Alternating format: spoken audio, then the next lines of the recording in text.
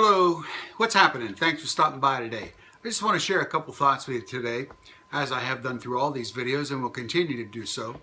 But today I want to talk to you about stuff that we carry around that not only weighs us down but holds us back. I've been in my office now downtown Pittsburgh at Smithfield Church for 18 years. In those 18 years I have acquired a lot of stuff in my office.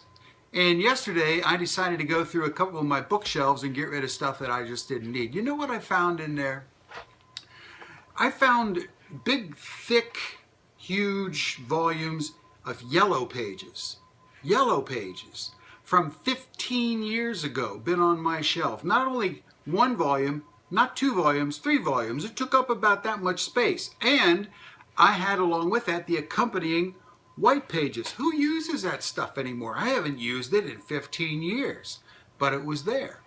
And here's the thing, I cleared not only that stuff out, but there were some other things, some old journals, some other things, telephone books. I just got rid of all that stuff, and you know, it looks good. It looks clean. It's kind of energizing, you know, invigorating. You got to clear that stuff out. I have a good friend. We have coffee together every Monday morning at 7 o'clock at a local bagel shop. And we've been doing this for about 28 years now. And every once in a while, not every Monday, but every once in a while we're sitting there drinking coffee, you look out the window and you see this woman. She parks her car clear down at the end of the parking lot where nobody's around. And she gets out of the car, she goes around to the trunk, opens the trunk up, she gets out a big rolling suitcase, you know, the kind you pull through the airport and so forth. I would say it'd be carry-on size, but it's a little larger than that actually. She closes the trunk up, she locks the door, she pulls that bag into the bagel shop, she goes up to the counter, she orders a coffee to go, she goes out, she walks back to her car, she opens the trunk, she puts that bag back in there, she gets in her car and she leaves. It's the weirdest thing. She's not, she's very well kept. It's a very nice car. She looks like a woman of means, but for some reason, she feels she has to pull this bag along with her all the time. Now that is a very, very powerful image for me. Carrying baggage around that you don't need. So that's what I want to talk to you about today. Stuff we all carry around that we don't need. And that's grudges, resentments, even hatred towards other people. We carry this stuff around with us and it just holds us back. It's like telephone books clogging up the bookshelf. It's like getting a bag out of a trunk and carrying it with you everywhere you go. We carry this stuff around and it weighs us down so much that we just really can't function properly. This is what grudges do to you. This is what resentments do to us. Let's say that you have a resentment, or let's say it's just a grudge against Joe. Now, I don't know what the problem was, and usually with these grudges, we don't ever remember where they came from or what they started with. We just know we don't like that person, and we got a grudge against them. But let's say you have this grudge against Joe. Now, somebody comes up to you and says, "Hey, are you going to the party on Friday night?" And you say, "Well, it sounds like a good idea. That sounds like a lot of fun. Who's going to be there?" Well, Frank's going to be there. Mary's going to be there. They go down this long list, and then you ask this question, is Joe going to be there? And if they say yes, then you say, "Well, I'm not going, because, you know, I can't stand that guy. And if he's going to be there, I'm out." Now, who does this hurt? You? Yeah, absolutely it hurts you. Does it hurt Joe?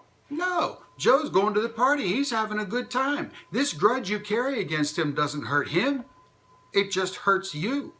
We are the victims of our own grudges, of our own resentments, of our own hatreds. We're the ones who have to carry this stuff around all the time. So, how do we get rid of this stuff? Good question. One of the eternal questions, by the way. And the answer is, I'm not sure that we ever really can. You know, we can forgive people. And this is really the key here, to forgive somebody. But people will say, "Well, I can forgive him, but I could never, ever forget." Well, you know, nothing wrong with that. That's okay. If you forgive somebody, if you release it from your own mind and from your own spirit, you forgive them, you're free. You get to go on. Does it mean you have to like that guy? Does it mean you have to like Joe from then on? Does it mean you have to hang out with him?